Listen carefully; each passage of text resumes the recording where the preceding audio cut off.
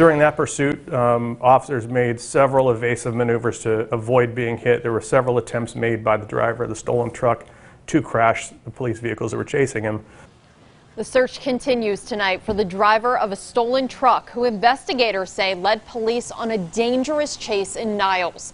Investigators say during that chase, the driver rammed into two Niles police cruisers, hitting one multiple times, which led to officers firing their weapons. Trumbull County reporter Nadine Grimley has been gathering information about what happened throughout the day and brings us the latest in our top story tonight at 6. Niles police continue searching for the driver accused of slamming into police cruisers during a chase, as investigators work to process evidence from the stolen Ford F-550.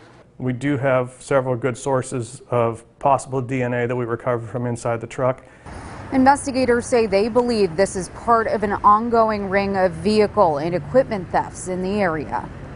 It was around 4:15 this morning. Officers were alerted through the department's license plate reader system that the truck, reported stolen from Trumbull Metal Incorporated Wednesday, had entered the city. Getting hit on the flock camera for a stolen vehicle. Niles Police Captain John Marshall says when officers tried to pull the truck over, the driver took off.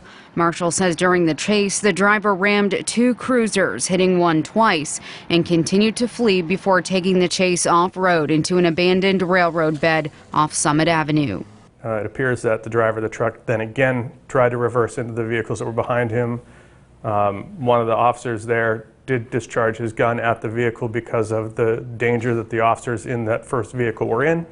The driver took off and police followed. Marshall says once again the driver rammed into a cruiser, disabling it, while the two officers inside the cruiser fired their weapons.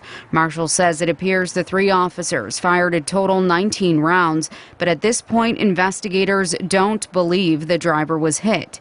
He says none of the officers were seriously hurt. So it's a heavy truck, and to intentionally ram that into another car would be just like, it would be just like shooting at somebody. Per department policy, the three officers were placed on administrative leave. Detectives are now looking for information to help identify the driver. Around 5 o'clock this morning, 4:30 this morning, if you get a weird hit on your Ring doorbell and you got an image for us, let us know. We'd be happy to come and see it. In Niles, Nadine Grimley, WKBN 27 First News.